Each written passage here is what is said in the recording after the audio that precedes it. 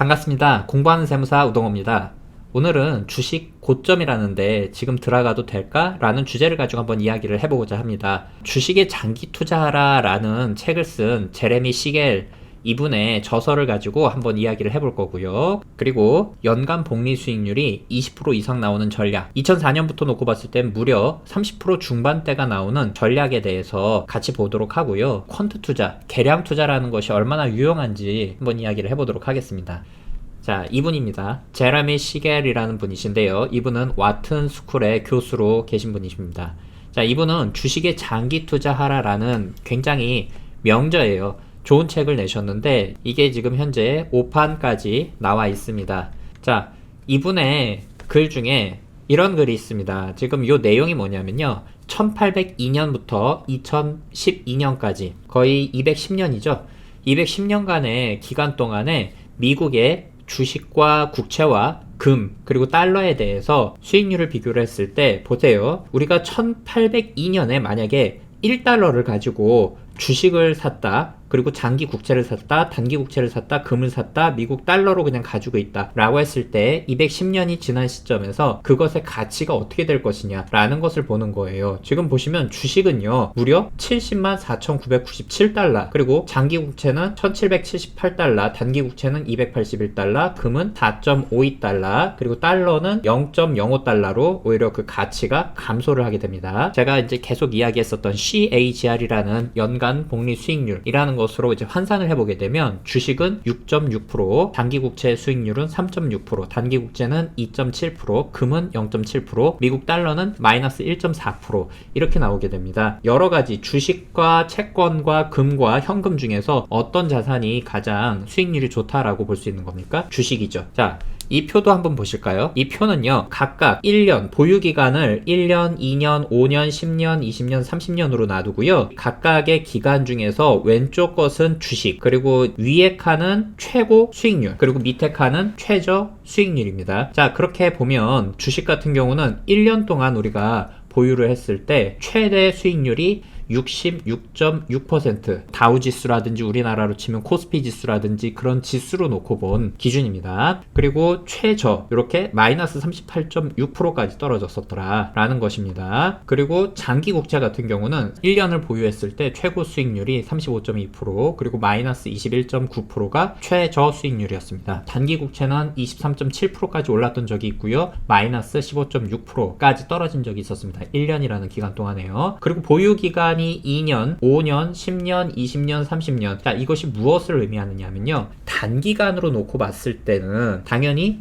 주식이 변동폭이 굉장히 크죠. 수익도 많이 날 수 있지만 손실도 많이 날 수 있다는 이야기예요. 그쵸? 상식적으로 채권이 주식에 비해서는 변동폭이 작으면서 안정적이다 라고 이야기를 하지 않습니까? 하지만 채권도 무조건 이익만 나는 것이 아니다, 손실도 제법 많이 날 가능성이 있다 라고 우리가 보실 수 있는 거예요. 그런데 장기간으로 놓고 본다면 수익률도 줄어드는 거죠. 그리고 손실률도 당연히 줄어들 겁니다. 특이한 것이 보십시오. 주식 같은 경우는 20년 이상을 보유하면요, 지금 마이너스가 아니에요. 오히려 최저 실질 수익률이 1%라는 이야기입니다. 그리고 30년을 보유한다?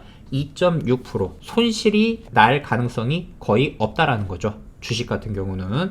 이 표가 그것을 의미하는 겁니다. 채권은 어떻습니까? 장기 국채의 경우 8.8%만큼 수익을 냈지만 20년이란 기간 동안 마이너스 3.1%, 단기 국채도 8.3%의 수익률이지만 마이너스 3%라는 최저 실질 수익률을 기록하게 됩니다. 자, 어떻습니까? 이것은 주식이라는 것이 어찌 보면 장기간 보유했을 때 가장 안전한 자산이다 라고 볼 수 있다라는 뜻입니다. 자, 이 표를 보실까요? 이 표가 효율적 투자선이라고 이야기를 하거든요. 이것은 사실 현대 포트폴리오 분석에 있어서 굉장히 중요한 핵심이자 자산 배분의 바탕이 되는 선이거든요. 자, 연 실질 수익률 마찬가지로 얘도 210년이라는 기간인데 이 표는 무엇을 의미하느냐? 1년이라는 기간 뭔가 그래프가 굉장히 급격하죠. 까만 네모, 이것은 뭐냐면 주식을 100% 들고 있을 때, 그리고 하얀 네모는 100% 채권을 들고 있을 때, 여기서 보시면 수익률의 표준 편차라고 나오죠. 이 표준 편차는 위험도라고 보시면 됩니다. 위험도. 1년 동안 내가 100% 주식을 들고 있다 라고 한다면 거의 18%에 가까운 위험도를 나타냅니다. 그런데 지금 여기 보시면은 13%라고 나와 있죠. 얘는 무슨 뜻이냐면 최소 위험 퍼센트는 주식 비중이다. 전체 포트폴리오 중에 주식을 13%를 들고 있고 채권을 87%를 들고 있다 라고 한다면 그 위험도가 한 8.5% 정도로 이렇게 줄어들게 됩니다. 9% 좀 안 되게요. 자, 이것도 제법 높은 수치죠. 단기간으로 놓고 본다면 주식은 오를 확률도 많지만 떨어질 확률도 많아요. 그죠?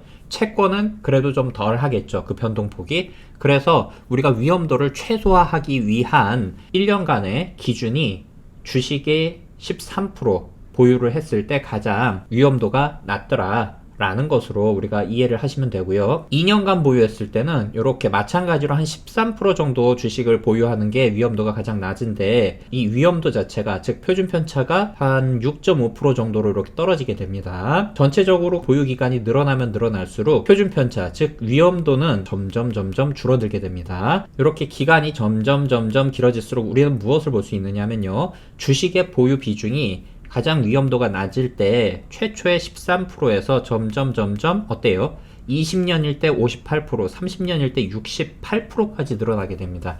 여러분들 경제 방송이라든지 이런 데 볼 때 보면 자산을 배분을 해야 된다. 자산 배분할 때 주식과 채권을 통상적으로 6대 4로 배분해야 된다 라는 이야기들 많이 들어보셨을 것 같아요.